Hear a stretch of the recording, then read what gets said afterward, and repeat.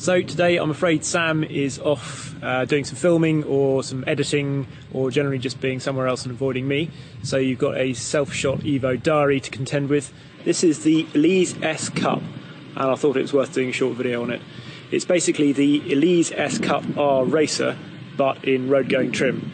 So you've got supercharged engine and you've got all the aero from the Cup R, but in a package that you can drive on the road and obviously take to track days. So yeah, let's go and have a closer look at it. So the main thing about this is obviously the aero. Generally all the bits in black on the car are the extras. So you've got the front splitter, you've got side skirts, you've got the rear wing, and then round the back you've also got this massive great diffuser with the single exhaust pipe. Makes it obvious that it's the S Cup. 16-inch wheels at the front, 17-inch wheels at the back. You also get those matte wing mirrors denoting that it's the S Cup. Then on top here you've got a fixed hardtop. I always thought that a fixed hardtop meant that an Elise became an Exige, but obviously we've now got the V6 Exige S, so this is just an Elise with a hardtop. Keeping up? Excellent. And yeah, you've got the green paint, which isn't one of the standard colours in fact, but it's taken sort of Kermit the Frog inspiration. Right, well, as we're at Bedford, we'll go for a drive in it, I think.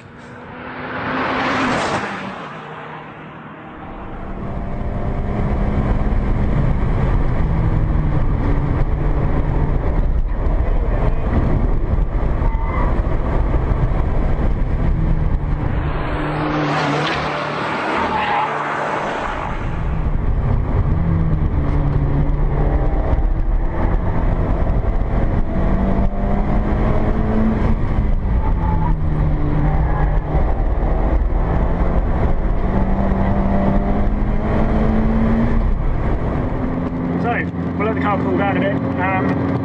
I'll take you through some of the things because I'm not sure how much you can hear, to be honest. It's fairly noisy in here. It's very small. You forget how small these are, but they really are. They haven't changed in size in the last. It's getting on for 2 decades since the Elise was originally launched, which is either testament to its original brightness or testament to the fact that Lotus have run out of ideas since. Take your pick. Anyway, what I was saying is the downforce in this is obviously you've got fairly major rear diffuser. Whatever you think of rear wings, and particularly when they're adorned with union jacks like that, the rear diffuser is undoubtedly huge. And this car will produce 66 kilos of downforce at 100 miles an hour as opposed to just 5 kilos in the standard car. Likewise, at its top speed, which is around 140 miles an hour, this will produce 125 kilos of downforce as opposed to the standard car's 8 kilos. So you can see through the high speed stuff, that's really where this car is going to have a lot more traction, and you can feel through the fast stuff. It is beautifully stable. You can carry a huge amount of speed. The Advan and the over tyres, which I like the Yokohamas, they were really good on the tyre test that we did last year. The Elises have always had wonderful steering, and just pour it into the corner, you can feel the front load, you feel a bit of push back out of it, and Elises have always kind of been very much willing to then oversteer, but it's not the snappiness that you used to experience in sort of an S1 Elise. You don't lift off in an S1 Elise really, but this is much more predictable. So yeah, it's good fun around the track, which is obviously what you would hope, and it is blindingly quick. Do not let the 217 brake horsepower figure put you off. This is a serious bit of kit around the track.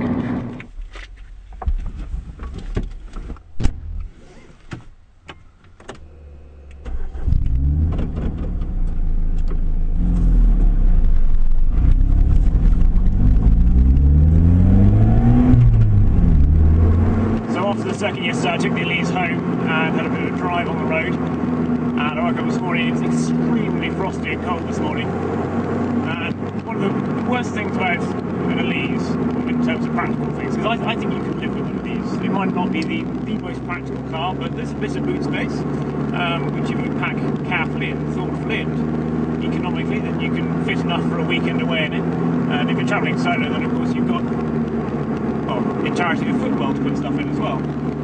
Getting in and out is of course a bit of an annoyance, But really, the most uncomfortable thing is on a cold morning, the aluminium gear knob is unbelievably cold for the first few miles. That aside, I think living with an Elise every day really would be rather a wonderful experience.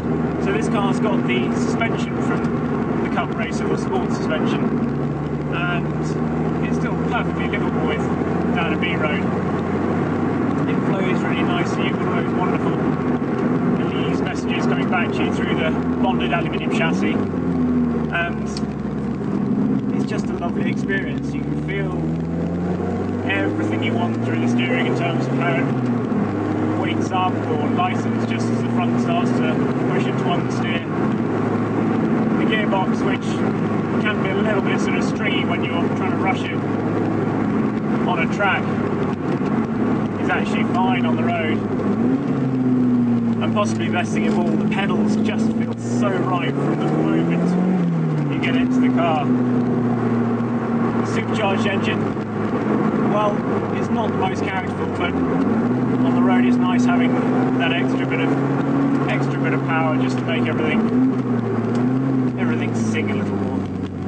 It really is so lovely to be back in an Elise again, particularly in the supercharged version where you really have got enough torque to get the rear end just moving a bit, and it's such an involving experience.